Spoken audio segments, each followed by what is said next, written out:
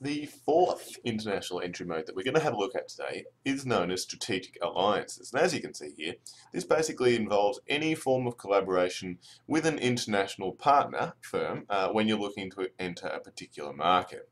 Now we have an example here, a real life example of two firms who've entered into such a strategic alliance, as shown down here at the bottom of your screen.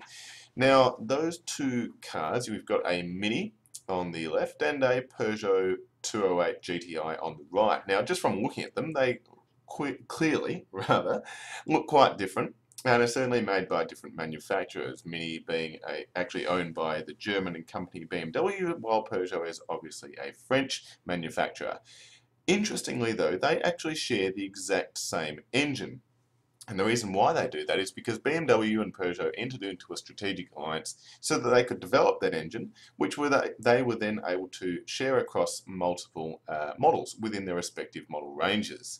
Why would you as a firm like a BMW or Peugeot choose to do this? First of all, it means that you're able to share the risks and resources that are involved in this case, developing a new engine or entering a new market in particular. So obviously you only have to pay half as much if you're going into a strategic alliance with another firm when you engage in these types of activities. It also facilitates development of core competencies. So hopefully, and not always, but hopefully, in such an arrangement, in such an alliance, you as a firm are going to be able to learn from your partner in this alliance, and then hopefully again leverage those newfound skills and knowledge and capabilities back across your own firm. It also, as you can imagine, involves fewer resources and costs required to enter a new market in particular. Having said all that, there are some limitations that you do need to be aware of with strategic alliances. First of all, and it makes sense, doesn't it, that when you think about two firms, especially those from very different cultural backgrounds, we can find instances of incompatibility and conflict between those two partners. So if you're looking at, for example, a German firm and a French firm, or a Japanese firm with a US firm, those two countries and their respective cultures may have quite different ideologies about how a business should be run, and certainly how a new foreign market should be entered. And so that then leads to issues relating to trust between those parties, which in turn often makes them quite difficult to manage. For that reason, some firms adopt the view that why bother trying to have a partner with another firm? Why don't we just buy them? And that is what is known as an acquisition.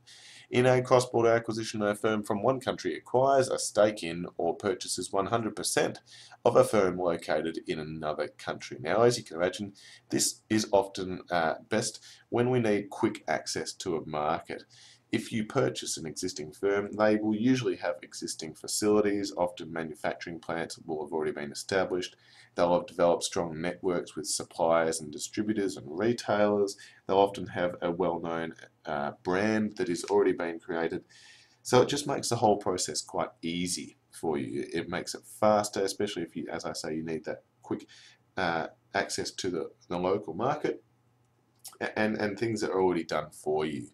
There are some limitations though. First of all, there's often integration difficulties. So if you're buying a firm and in effect forcing them to come into your wider corporation, as you can imagine, some of the time they are not particularly happy to do that. They don't like being bought out of many companies and being forced to adopt another company's way of doing something. So the integration difficulties, again, sort of similar to a strategic alliance, are often present here. It's very costly. As you can imagine, buying an existing firm that has already been well established usually costs a lot of money, especially if you're trying to buy one that is doing well. And as a result, we see many firms that engage in acquisitions end up going into debt, and the financing of that debt becomes a real problem for them. So the cost can be a significant issue here. Also, the complex negotiations and transactions required to actually allow that and facilitate that acquisition to go through.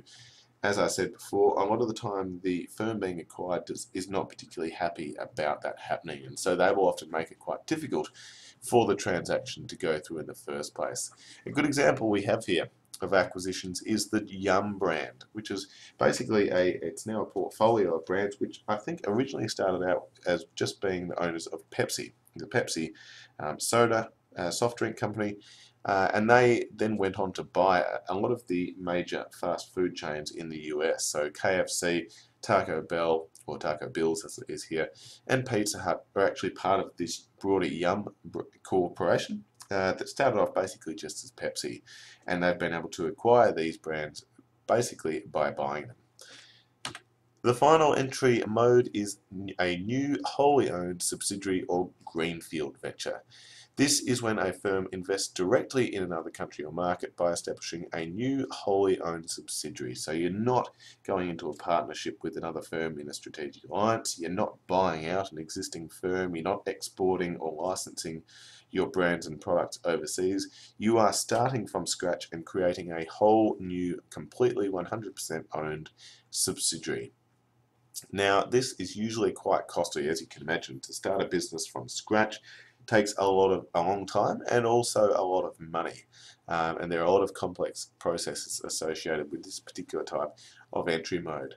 It does, however, allow for maximum control. You're not having to rely on another partner, you're not having to work out who reports to whom, you're not having to develop contractual relationships and licensing agreements and so on.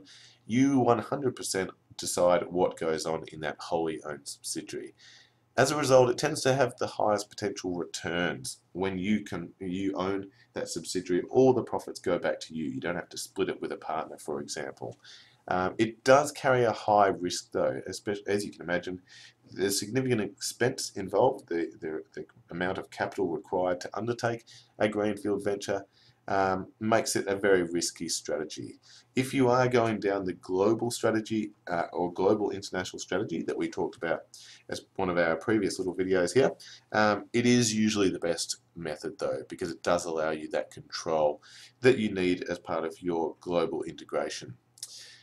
When, therefore, do we set up subsidiaries through greenfield ventures? First of all, if the internal startup is cheaper than making an acquisition, obviously, if it costs more to buy an existing firm, you may as well just start one yourself.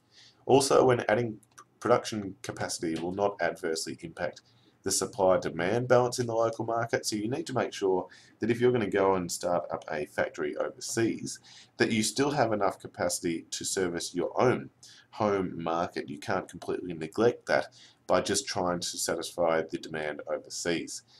When a startup subsidiary has the ability to gain good distribution access, as I say, a lot of the time when firms engage in acquisitions, that's because they've already developed distribution networks. If you decide or feel that you as a firm can do that yourself from scratch, then that means it's probably going to be beneficial to go down the greenfield venture path.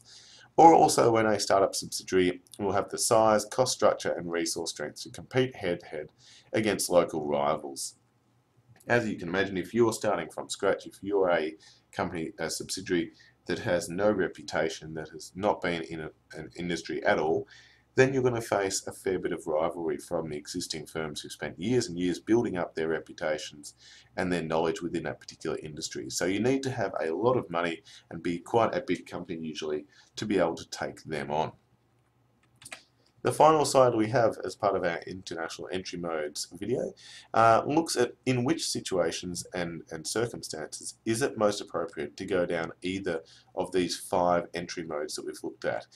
First of all, if a firm has no foreign manufacturing expertise and requires investment only in distribution, then exporting is probably going to be your best bet. If a firm needs to facilitate the product improvements necessary to enter foreign markets, which is a little bit more involved than just exporting, then licensing and franchising may be more appropriate.